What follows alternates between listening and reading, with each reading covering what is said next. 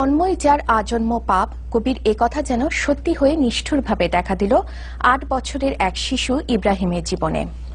সৎ বাবা কেটে ফেলেছে তার ২ হাত, আর ১ মাসেরও বেশি হাসপাতালে যন্ত্রণায় ছটফট করলেও খোঁজ নিতে আসেননি গর্ভধারিণী মা। সামান্য চিপস খেতে যাওয়ায় তার এই পরিণতি। আর এত কিছু পরও শিশু ইব্রাহিম জীবনের পথে এগিয়ে যেতে চায় বহুদূর। এই ঘটনায় এখনো কেউ গ্রেফতার হয়নি। অনুপম বিশ্বাসের ক্যামেরায় রিপোর্ট করছেন চয়ন রহমান।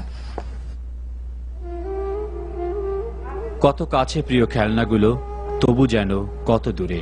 সামান্য চিপস চাওয়ার অপরাধে সৎ বাবা ওমর কেটে নিয়েছে ৮ বছরের শিশুপুত্র ইব্রাহিমের ২ হাত। এখানেই শেষ নয়, যে মুখ দিয়ে চাওয়া হয়েছে সে মুখেও পড়েছে বটির কোপ। মাথার মাঝ বরাবরও ছিল একই ধরনের আঘাত চিহ্ন। এত সব নৃশংস ও বর্বর আঘাতের ক্ষতচিহ্ন নিয়ে পঙ্গু হাসপাতালের বিছানায় একাকী অসহায় যন্ত্রণাময় জীবন ইব্রাহিমের। আমার আব্বা আমার সিপের কথা কয়ে বাইরে না আমার একটা হাত কাইটা দিছে। আমি কইছিলাম আব্বা আমি ভাত খাবো কিভাবে। তবে নৃশংস ওই ঘটনার পর মা বাবার কেউই ১ সেকেন্ডের জন্য খোঁজ নেয়নি ইব্রাহিমের। খবর পেয়ে রোকসানা নামের একজন ছুটে আসেন ঢাকা মেডিকেল কলেজ হাসপাতালে। রোকসানার বর্ণনায় ওমরের চিকিৎসার কঠিন সময়েও মুখোমুখি হতে হয়েছে বেশ কিছু অবহেলার। মাথা থেকে শুরু করে সমস্ত শরীরের পায়খানা এত দুর্গন্ধ আর মাছি, চতুর্দিকে মাছি। তো পরে আমি যে ওই আয়াকে ডেকে আনলাম, তো বলে কি যে ওর কেউ নাই, ওকে দেখবে কে? তো আমি দেখেন আমি ওর কেউ না, আমি তো শুনেই আসছি বা আমি পেপারে পড়ে আসছি, এখন ওর কেউ নাই মানে আপনারা ওর।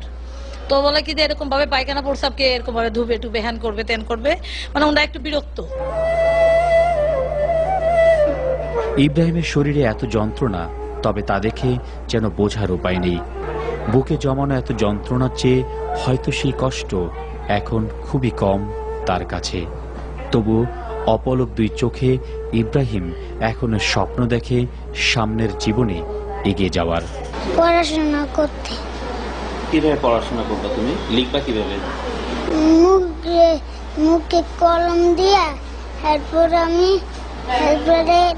লিখবো, তাও আমি পড়াশোনা করতে চাই। চিকিৎসকরা বলছেন ইব্রাহিমের অবস্থা আগের চেয়ে কিছুটা ভালো। বাচ্চাটা আমরা গতকাল তার হাতে যে ক্ষত ছিল ২ হাতে, সেই ক্ষততে আমরা চামড়া লাগিয়ে দিয়েছি। এই মুহূর্তে বাচ্চাটা ভালো আছে। হ্যাঁ, রিপ্লে লাগতে পারে। এটা হচ্ছে যে আর্টিফিশিয়াল লিম্ব দিয়ে সে মানে তার স্বাভাবিক কিছুটা কার্যক্রম করতে চালিয়ে যেতে পারবে। ইব্রাহিমের এখন চাওয়া একটাই, সবার ভালোবাসায় সুস্থ হয়ে সে এগিয়ে যাবে তার স্বপ্ন পূরণের দিকে। চয়ন রহমান।